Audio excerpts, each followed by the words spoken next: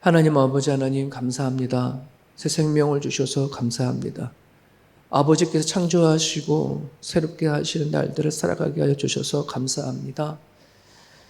아버지 하나님, 우리가 이 땅에서 더 많이 가지면 가질수록, 더 많이 누리면 누릴수록, 더 많이 품으면 품을수록 하나님 앞에 더 가까이 가는 것이 아니라 우리는 세상 속에 더 빠지고 살아가는 모습이 우리들의 제된 본성인 것을 고백합니다.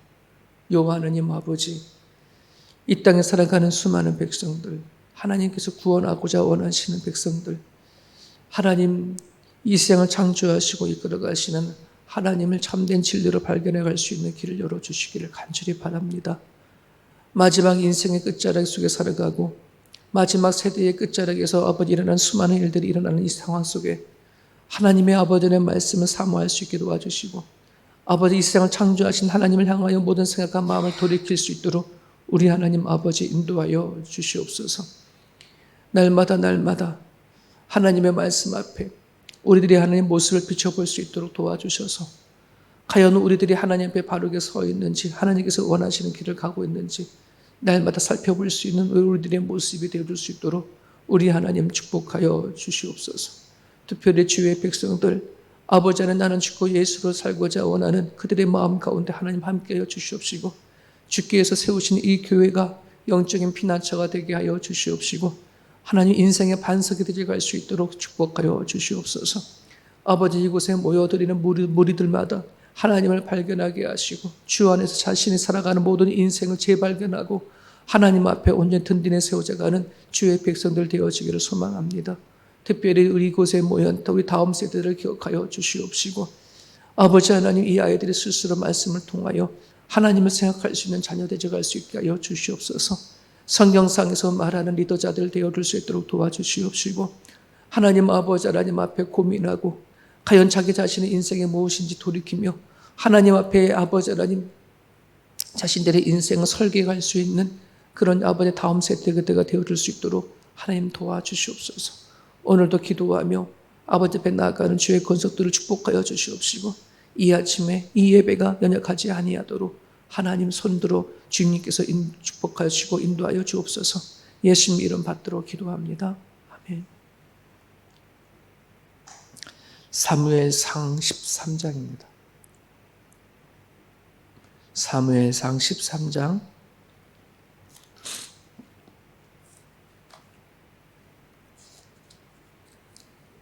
우리 1절에서 15절까지 좀 보겠습니다. 본문이 좀 길지만 그래도 같이 천천히 읽겠습니다.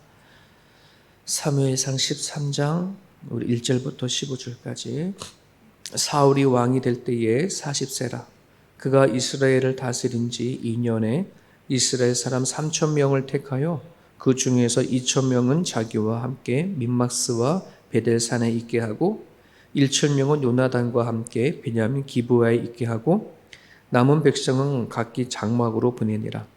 요단이 게바에 있는 블레셋 사람의 수비대를 치매 블레셋 사람이 이를 들은지라.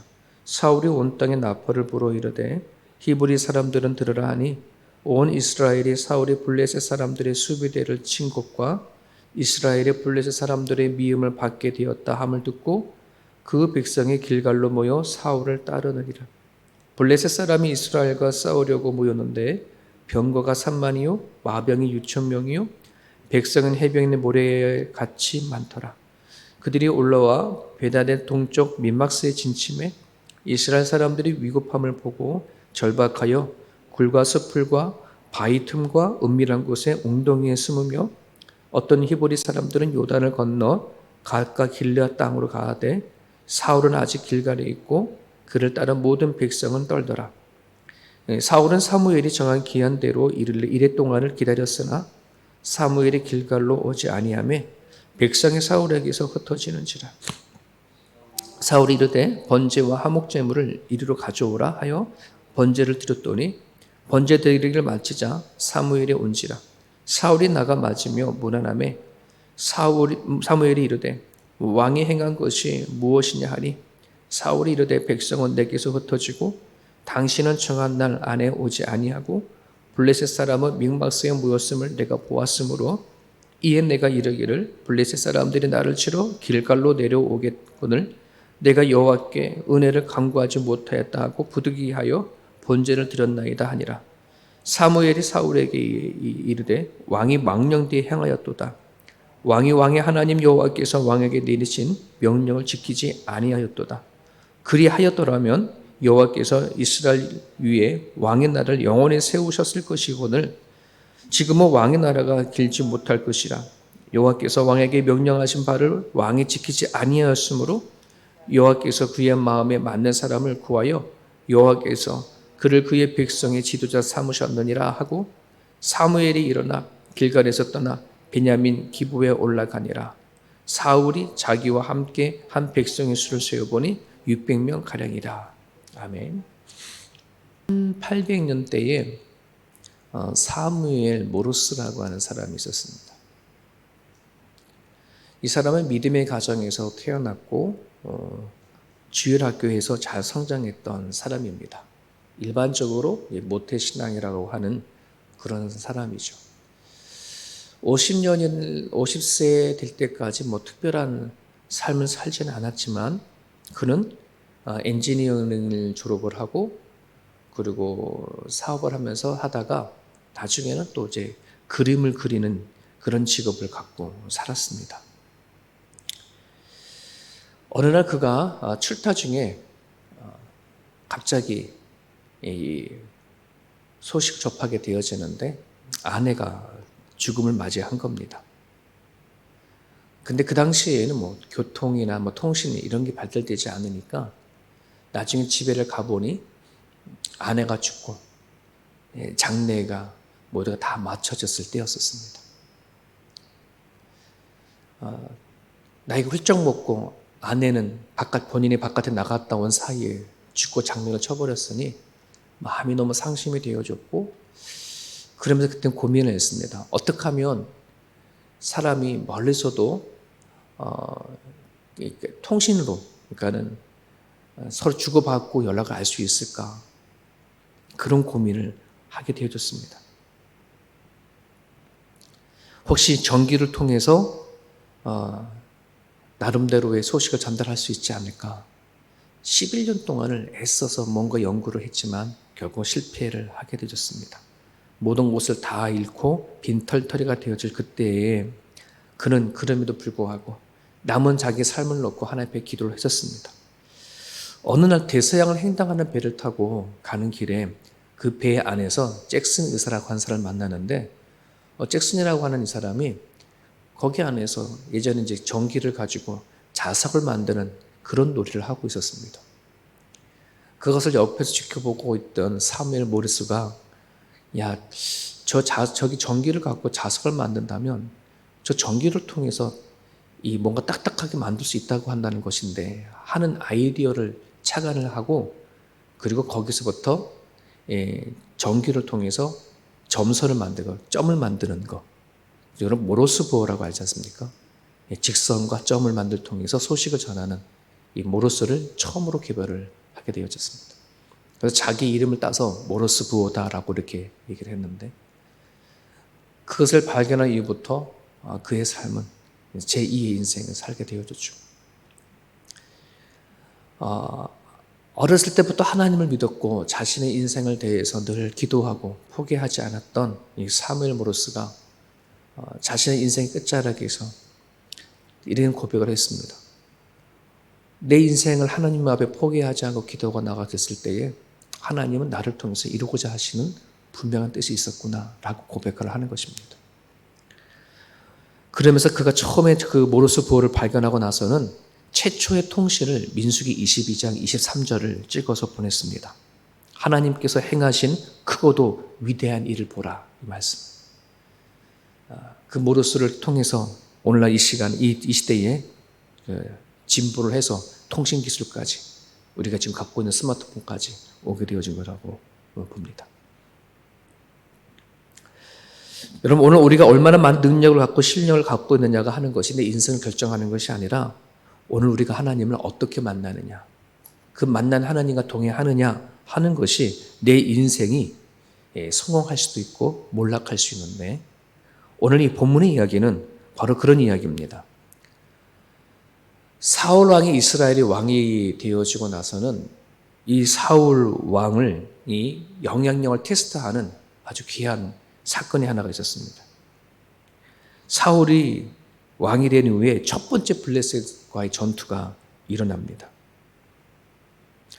근데 이 전투가 사울 왕이 주도해 나가서 전투로 시작되어진 것인지 아니면 블레셋이 이게 치고 들어온 것인지에 대한 정확한 얘기는 없지만은 어쨌거나 이때의 전쟁을 1절에서 3절에는 이렇게 기록해 되어지고 있습니다.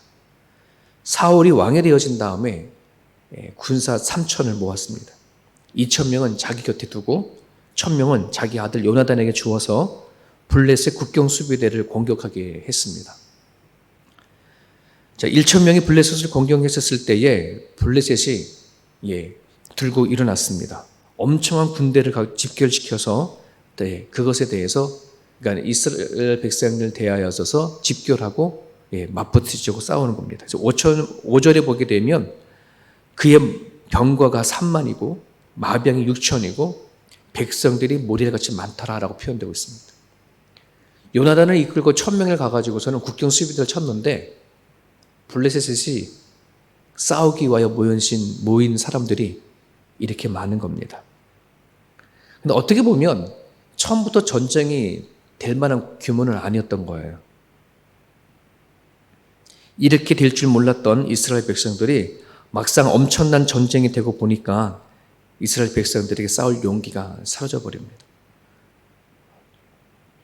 요단까지 도망을 치고 흩어졌다 하는 것을 성경에서 말하고 있습니다. 온 이스라엘 백성들이 살겠다고 흩어지자 사울 왕이 할 수 있었던 유일한 방법은 흩어진 군사를 집결하는 것인데 제사를 통해서 모이려고 합니다. 하나님께 제사를 통해서 드린다고 하면 흩어진 군사들이 모여서 다시 한번 힘을 모을 수 있겠다 한 생각을 갖게 되어진 겁니다. 자, 근데 문제는 이 제사를 드리려고 하면 제사장이 있어야 되어지는데 현재는 제사장이 없습니다. 그래서 민족을 대표하는 사무엘. 근데 분명히 전쟁을 하게 되어지면 항상 이 선지자가 같이 동행하는 것이 일반적인데 아무래도 여기에서 사무엘이 따라오지 않은 것을 보게 되면 이 전쟁을 사울 왕이 주도해서 가지 않았나라고 하는 그런 생각도 해보게 됩니다. 하여튼 그 전쟁통에는 사무엘이 없었습니다. 그래서 얼른 사무엘에게 통보를 보냅니다. 빨리 와서 제사를 드려달라. 하지만 7일을 기다렸는데 오지 않습니다. 그때 다급하고 급했던 사울 왕이 직접 제사를 드리게 되어집니다. 그래서 근데 13절에 보게 되어지면은 사무엘이 사울 왕에게 얘기를 합니다. 이 일이 어떻게 된 거냐라고 했었을 때에 사울 왕이 제사 드린 것에 대해서 뭐라고 대답을 하냐면 당신 왕이 망령되게 행하였도다라고 그렇게 얘기를 했습니다. 말은 망령되라고 했지만 정신 나간 짓을 했습니다라고 표현이 되어 있습니다. 왜 어리석으냐고 하면 이 싸움은 처음부터 이길 수 없는 규모의 싸움이었습니다. 그리고 만약에 그가 하나님을 찾으려고 했다라고 한다면 하나님의 사람을 불러서 올 때까지 기다렸고 그리고 하나님 앞에 온전히 맡기고 나갔어야 되는데 전혀 그러지 못한 것을 여기서는 볼 수가 있습니다. 우리는 그런 부분들 안에서 오늘의 이 짧은 말씀 안에서 받아야 할 그 교훈은 우리 인생의 성공과 실패가 결국은 우리가 갖고 있는 이 실력이나 또 어떤 능력이 아닌 하나님에서부터 온다는 사실을 다시 한번 우리가 기억해 나갈 수 있습니다. 아무리 우리가 감당할 수 없는 일이라 하더라도 하나님이 우리를 도울 수 있다면 하나님께 우리가 함께 할 수 있다면 얼마든지 살아갈 수 있다고 하는 그 메시지가 오늘 본문 안에 담겨져 있습니다. 어떻게 하면 우리 남은 인생을 하나님이 원하시는 그 삶의 궤도까지 올라갈 수 있을까? 하나님이 원하시는 자리까지 갈 수 있을까? 오늘 사울 왕의 경우를 통해서 우리가 기도 제목을 삼았으면 좋겠습니다. 첫 번째는 우리가 기다릴 줄 아는 그런 삶을 살아야 합니다. 여러분, 우리는 우리의 때가 있습니다. 그리고 하나님의 때가 있습니다. 수많은 사람들은 인생을 살아가는 데 있어서 나의 때, 나의 시간을 가지고 모든 걸 계산하고 살아가려고 합니다. 한국 사람들은 유난히 또 조급하고 다급합니다. 어떤 일을 하게 되어지면 되게 급한 사람들이 되게 많지 않습니까? 오늘 이 사울의 왕이 본인이 제사를 드리려고 한다고 결정을 하고 했다라 하면 사무엘이 올 때까지 좀 기다렸으면 되어지는데 사무엘이 오라고 부탁을 했지만 7일 동안 오지 않았다라고 얘기를 하거든요. 그런데 사무엘이 7일 동안에 오지 않아서 늦은 거가 아닌 것 같아요. 왜냐하면 급한 마음으로 사울왕의 제사를 드렸는데 사울왕의 제사가 끝나자마자 왔잖아요. 그죠? 그러니까 사울이 조금만 더 기다렸다고 한다 그러면 사무엘의 제사를 드릴 수 있었던 거거든요. 근데 그 조금을 기다리지 못해서 결국은 하나님 앞에 죄를 범하게 되어지는 일을 겪게 되어집니다. 우리의 삶도 마찬가지입니다. 우리의 삶을 아시는 하나님, 우리가 봤었을 때에 우리 눈으로 봤을 때 답답한 인생들이 참으로 많이 있지만 하나님의 때를 기다릴 줄 안다고 한다 그러면 여러분 그 기다림의 결말은 하나님 안에서 아름답게 이루어진다는 사실을 믿기를 간절히 바랍니다. 기다림에 실패했던 아브라함 이야기 너무 잘 알죠. 75세에 하나님께서 아들을 주겠다고 약속했지만 1년이 지나고 2년이 지나고 10년이 지나고 계속 지나도 하나님에 대한 어떤 답을 얻지 못하자 아브라함이 스스로 했던 방법이 뭐예요? 이스마엘 자신의 그 여종을 통해서 하갈을 통해서 이스마엘을 얻게 됐는데 만약에 그가 기다려서 이삭이 날 때까지 기다렸다고 한다 그러면 오늘날의 중동과의 전쟁은 일어나지 않았을 거예요. 그 한 번의 그 조급함이 기다리지 못했던 거가 결국은 오늘까지 이스라엘과 팔레스타인의 전쟁을 지금까지도 계속해서 이어오는 거 아니겠습니까? 그런 부분들 안에서 오늘 우리들이 하나님의 때를 기다릴 줄 알았으면 좋겠습니다. 목회하다 보면은 부모가 자식을 기다려주지 못해서 자식을 망치는 일들이 종종 보게 되어집니다. 우리가 자녀들에게 너무 다급하고 조급하다 보면은 우리가 다그칠 때가 참 많거든요. 묵묵히 기다려주고 믿어주고 할 때가 우리는 때로는 필요합니다. 야고보서 5장 11절에 보라 인내하는 자를 우리가 복되다 하리니 너희가 욥의 인내를 들었고 주께서 주신 결말을 보았거니와 주는 가장 자비하시고 긍휼히 여기시는 이시니라.